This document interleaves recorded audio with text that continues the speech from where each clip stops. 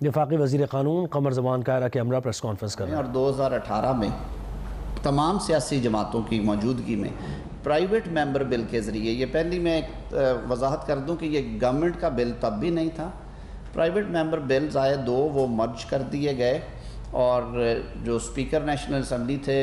ان کا کام ظاہر ہے ووٹنگ کرانا ہوتا ہے، وہ خود بھی ووٹ نہیں ڈالتے، تو یہ پارلیمان کے سامنے جب قومی اسمبلی میں معاملہ آیا تو اسٹینڈنگ کمیٹی کو بھیجا گیا، انہوں نے پاس کیا تو سینٹ میں گیا اور سینٹ کی اسٹینڈنگ کمیٹی میں گیا۔ اس وقت کے جو سارے دیکھے ہیں ہم نے جو دستاویزات ہیں، چیئرمین جو اسلامی نظریاتی کونسل ہیں ان کی بھی رائے لی گئی اس قانون پہ، اور ان کی رائے کا اظہار موجود ہے ان میٹنگز میں، اور ان میٹنگز میں پاکستان کی جو سیاسی اور دینی قیادت ہے پارلیمان کے اندر ان کی موجودگی بھی تھی، تو یہ قانون پاس کر دیا گیا۔ باہر کیف ہر قانون جب پاس ہوتا ہے اس میں کوئی نہ کوئی کمزوری، کوئی سکم یا مس یوز کا پہلو رہ جاتا ہے اس میں بھی جو ایک پروویژن تھی اس پہ پیسج کے کوئی 2 سال بعد یہ شکایت آنا شروع ہوئی کہ جی یہ پاسبلٹی ہے کہ یہ مس یوز نہ ہو جائے، جو سیکشن 3(4) کے مطابق جو ان کا ٹرانسجینڈر کا 18 سال کی عمر پہ پہنچنے پہ جب نادرہ کا شناختی کارڈ بنانے کا معاملہ آیا تو جو صنف کی تشخیص ہے یا اس کی جو ڈیکلریشن ہے وہ اس شخص کو دے دی گئی۔ جیسے ہم جب اپنا فارم فل کرتے ہیں تو اس میں لکھا ہوتا ہے کہ آپ مرد ہیں یا عورت ہے، تو ہم کیونکہ اللہ تعالیٰ نے ہمیں ان جو ڈسیبلٹیز سے بچایا ہوا ہے، اللہ تعالیٰ کا لاکھ لاکھ شکر کرنا چاہیے ہر اس انسان کو جو کمپلیٹ ہے اس پاک ذات کا بنایا ہوا، تو وہ اختیار تھا کہ جی وہ لکھتے تھے، وہ رہتے ٹرانسجینڈر تھے کیونکہ ان کے لیے خانہ بنایا گیا کہ ٹرانسجینڈر شی یا ہی، مطلب ہے کہ میل یا فیمیل خواجہ سرا۔ اس پہ پھر لیٹر آن ایک امینڈمنٹس کا پیکج انٹروڈیوس کروایا ریسنٹ پاسٹ میں، کچھ ماہ پہلے بلکہ شاید پچھلے سال، جو سینیٹر مشتاق صاحب ہیں سینٹ آف پاکستان میں جماعت اسلامی کے، اور انہوں نے کہا کہ جی یہ ایک شک ہے جس کے تحت کہ خواجہ سرا درخواست دہندہ کو یہ اختیار دیا گیا یا یہ ان کی آپشن ہے کہ وہ اپنی صنف جو ہے وہ ہی اور شی جو ہے وہ اس میں مینشن کریں، میل یا فیمیل کا، اس میں مناسب ترمیم کر کے اس کو مشروط کر دیا جائے میڈیکل بورڈ کی اوپینین کے ساتھ، کہ میڈیکل بورڈ جو ہے وہ اس پہ اوپینین دے۔ یہ معاملہ ابھی پارلیمان میں زیر غور تھا کہ اسی عرصہ میں فیڈرل شریعت کورٹ میں 2 درخواستیں دائر کی گئی اور وہاں سے ڈیکلریشن مانگنے کے لیے، کیونکہ آئین پاکستان کے تحت فیڈرل شریعت کورٹ آرٹیکل 203 کے تحت جو اس کا سب سے پرائم فنکشن ہے، جو سب سے جو بڑا کام فیڈرل شریعت کورٹ کے ذمے سونپا گیا، وہ قوانین کی تشریح اس حوالے سے ہے کہ کہیں وہ شریعت سے اور اسلام کے اصولوں سے منافی یا متصادم تو نہیں ہیں۔ تو وہ پٹیشنز ٹیک اپ ہو گئی، ان میں حکومت وقت نے، موجودہ کولیشن نے، گورنمنٹ نے بھی جواب داخل کرایا، وزارت انسانی حقوق نے، کہ عدالت اگر سمجھتی ہے کہ اس شک کی وجہ سے بے جا استعمال ہو سکتا ہے قانون کا، تو پارلیمان کو، حکومت کو خاص طور پارلیمان تو تب اپنا اختیار استعمال کرے گی جب یہ پارلیمان کے سامنے رکھا جائے گا، اس پہ اعتراض نہیں ہے۔ تو اس تناظر میں 2 ایک باتیں آپ سے یہ بھی شیئر کرنا تھی کہ رائٹ ٹو انفارمیشن ہم سب کا بنیادی حق ہے، لیکن رائٹ ٹو ڈس انفارمیشن جو ہے وہ نہیں ہونا چاہیے کہ آپ ڈس انفارمیشن پھیلائیں۔ کچھ دوستوں نے اس کو اس طرح سے ٹوسٹ کیا کہ انہوں نے کہا کہ یہ تو ایک ہم جنس پرستی کا دروازہ کھول دیا گیا ہے، اب یہ شادیاں بھی ہو رہی ہیں یا ہوں گی،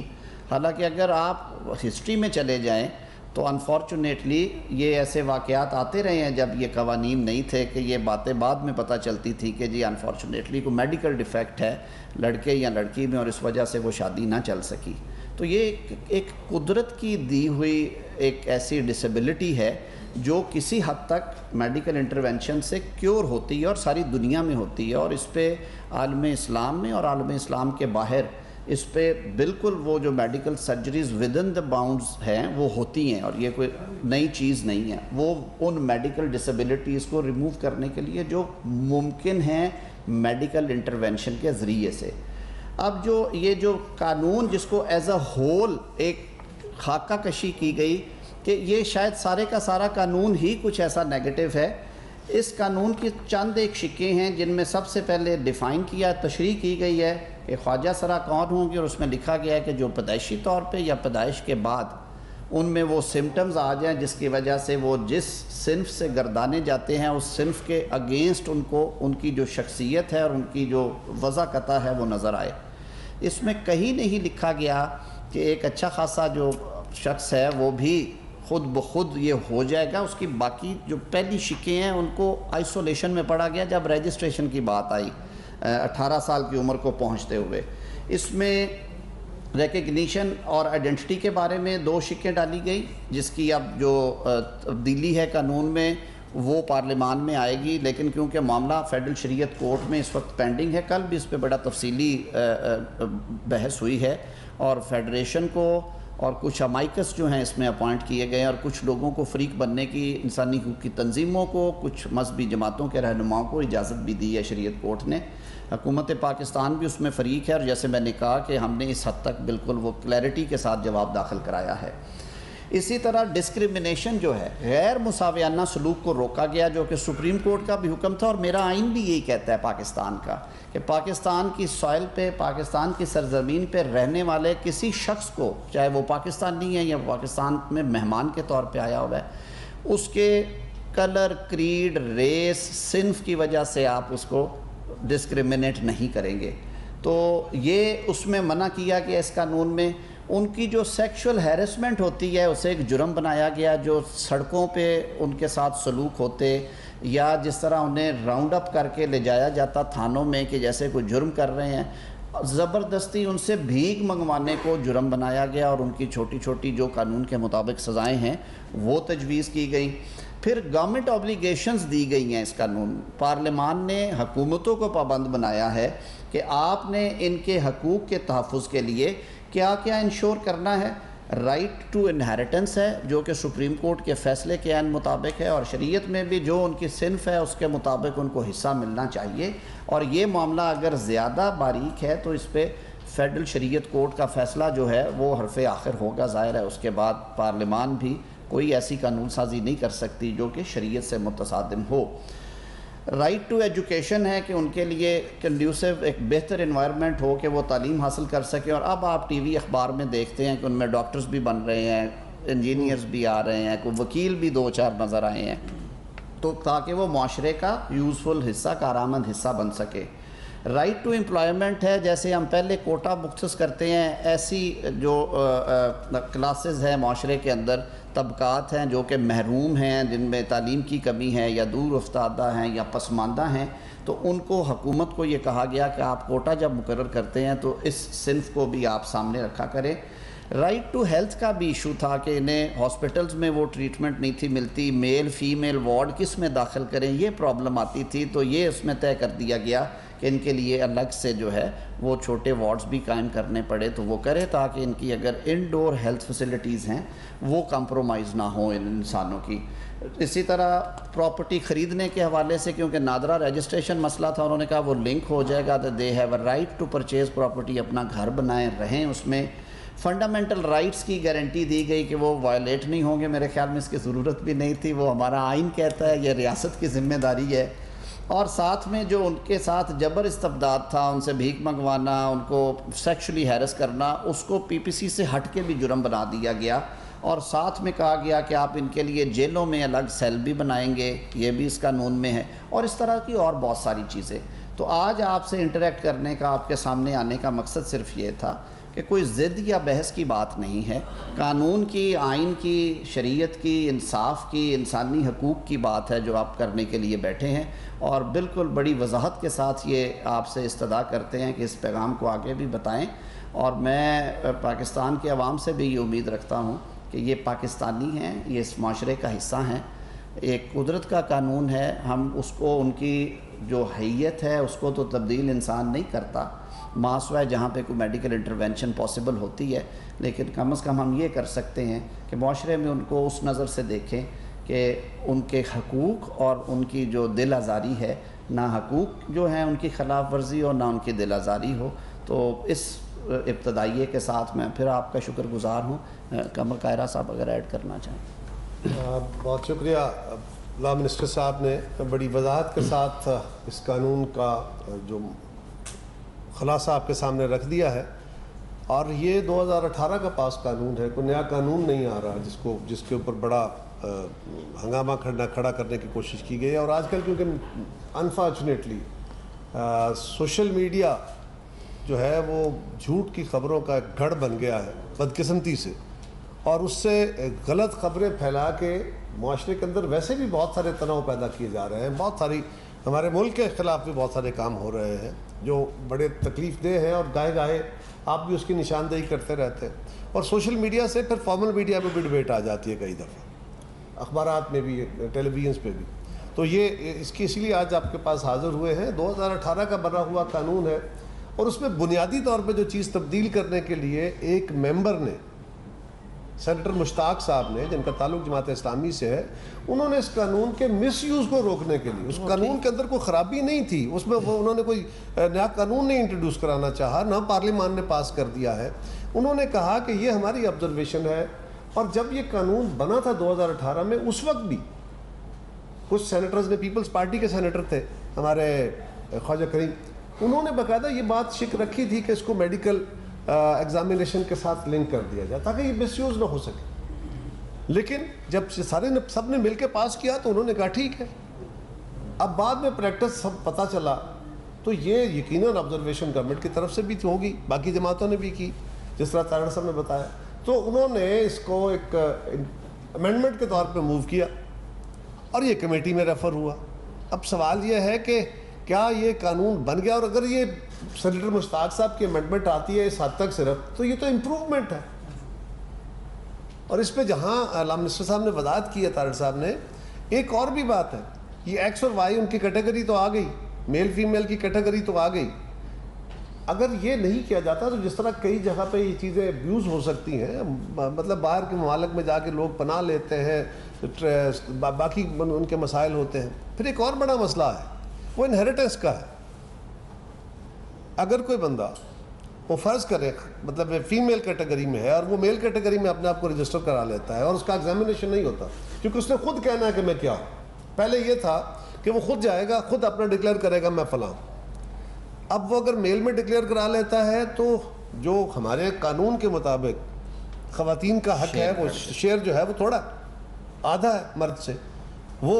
شیئر اپنا زیادہ لے لے گا۔ تو اس طرح کی اور پاسبلٹیز تھی، لہٰذا ان سارے عملوں کو، سکموں کو دور کرنے کے لیے ایک امینڈمنٹ موو کی گئی ہے جو بہتری کی ہے۔ ابھی پاس نہیں ہوئی، لیکن یہ پاس ہونی چاہیے تاکہ مس یوز نہ ہو سکے۔ حکومت کی کلیئرٹی ہے، حکومت کی بھی کلیئرٹی ہے، اور ہمیں یقین ہے کہ پورے ساری سول سوسائٹی، سارے جو ذی شعور لوگ ہیں، وہ اس قانون کو تو اپنی جگہ، قانون کے اوپر کسی کو اعتراض ہے تو وہ بات کریں، اس کے اپنے راستے ہیں، لیکن نہ تو کوئی قانون کو اعتراض کرے گا، اور خاص طور پہ اس امینڈمنٹ کو تو اپریشیٹ کیا جائے گا رادر دین کہ اس کے اوپر تنقیدی اور بحثیں کی جائیں۔ اور یہ بات بالکل درست ہے کہ وہ ایک ڈسیبلٹی ہے،